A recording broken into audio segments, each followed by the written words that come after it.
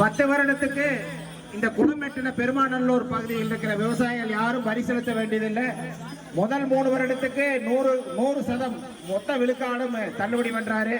அதுக்கு அடுத்த 3 வருஷம் 3ல் 1 பங்கு கட்டினா போதும் அப்படிங்கிறாரு. அதுக்கு அடுத்த 3 வருஷம் வந்து 3ல் 1 பங்குல 2 பங்கு கட்ட சொல்றாரு. அப்ப 10 வருஷம் கழிச்சு தான் வரி கட்ட ஆரம்பிக்கிறாங்க. அப்படி முதலாக வரி விலக்கு அப்படிங்கிற ஒரு கல்வெட்டு பட்டயம் உலக வரலாற்றுல எப்ப இருக்குதுன்னா அது நம்ம பெருமாநல்லூர் தான். இது கலைமகள் சபா அப்படிங்கிற ஒரு ஆவண காப்பகத்துல இன்னைக்கு அந்த கல்வெட்டு இருக்குது. அப்போ நவகண்டம்ங்கிற தன்னைத்தானே அறிந்து கொள்கின்ற இந்த சிலை, அதே மாதிரி உலகத்தின் முதல் வரி விலக்கு கல்வெட்டு. அது மட்டுமல்ல அத்திக்கிழமைக்கு இன்னைக்கு எப்படி போராடணுமோ அதே மாதிரி அன்னைக்கு குளமற்றக்கு போராடி இருக்கிறோம். விவசாய போராட்டத்துக்கு எப்படி உயிர் நீத்தமோ அதே மாதிரி மிகப்பெரிய போர்ல வந்து நம்ம பகுதியில் இருக்கிற மக்கள் எல்லாம் நம்ம அந்த காலத்துல ஈடுபட்டு இருக்கிறோம். அப்போ தொரவலூர் பக்கத்துல ஒரு போர் நடக்குது. அங்க வடக்கிருந்து ஒரு படை வருது. அப்ப இங்க இருக்கிற படையை நம்ம திரட்டிட்டு போகும்போது கொண்டாத்தா கோயில்ல போய் ஒரு பெரிய மரம் ஒண்ணு இருக்குது. அந்த மரத்தை பிடிக்கிட்டு போறாரு.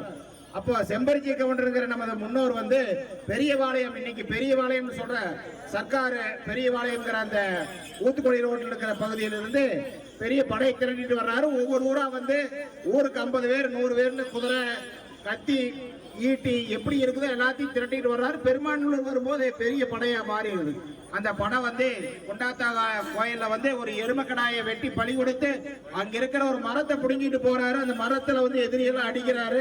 அந்த போர்ல ஒரு வெற்றி பெறுகிறார். இது வந்து ஆவணத்துல இன்னைக்கு இருக்குது. அப்ப கொங்கு தேச பட்டயங்கள், கொங்கு தேச பட்டக்காரர்கள் வரலாற்றுல வந்து இந்த இது இருக்குது. செம்பரிச்சி கவுண்டருக்கு வந்து மரம் முடிங்கி மன்றாடியாருங்கிற அந்த ஒரு பட்டயம் கொடுக்குறாங்க. இப்படி போர் வெற்றி. அது மட்டுமல்லாது பெரும்பலன நல்லூர் பலனம் அப்படின்னு என்னன்னா இன்னைக்கு நம்மளுக்கு கேட்கறக்கு அதிசயமா இருக்கு. ஆனா பலனம் அப்படின்னா வயல் அர்த்தம். அப்போ ஒரு காலத்துல பெருமாநல்லூர் பகுதியில வயல்கள் அதிகமா இருந்திருக்குது. அதனாலதான் குளம் இருக்கிறாங்க. நல்லாறு அப்படிங்கிற ஒரு ஆறு வந்து பெருமாநல்லூர் வழியா போய் திருமுருகன்பூண்டிக்கு போயிட்டு இருந்திருக்குது. அது திசை மாறி விட்டது. பழங்கரை அப்படின்னு ஒரு ஊர் பக்கத்தில் இருக்குது. ஏன் பழங்கரைக்கு பழங்கரைன்னு பேருனா முதல்ல வந்து அது நல்லாற்றோடைய கரையாக இருந்தது. அதுக்கப்புறம் அவினாசி தாமரக்குளத்து வழியா போய் அந்த நல்லாறு வந்து அதனுடைய திசையை மாற்றிடுச்சு. நல்லாறு அப்படிங்கிறது மிக முக்கியமான ஆறு. கொங்கேடு திருத்தலங்களில் 7 சிவாலயங்களில் 2 காவிரிக்கு நிகரான ஆறு வந்து நல்லாறு தான். 2 சிவாலயங்கள் வந்து அந்த நல்லாற்றின் கரையில தான் இருக்குது. திருமுருகன்பூண்டி ஒன்று, திருப்புக்குளியூர் என்று அழைக்கப்படுகின்ற அவினாசி ஒன்று. இப்படி நமது பெருமாநல்லூருடைய வரலாறு ஒவ்வொரு நூற்றாண்டிலும் பலவாறு இருக்கிறது. அதை நம்ம தொடர்ந்து பேசிட்டே இருக்கலாம். இப்படி திருமுருகன்பூண்டி முருகநாதரும், திருமுருகன்பூண்டியில் உள்ள முருகனும், பழங்கருவலூர் என்று அழைக்கப்படுகின்ற கருவலூர் மாரியாத்தாவும் இந்த களரிக்கு வர வேண்டும் என அழைத்து இதோ நமது அடுத்த ஆட்டம்.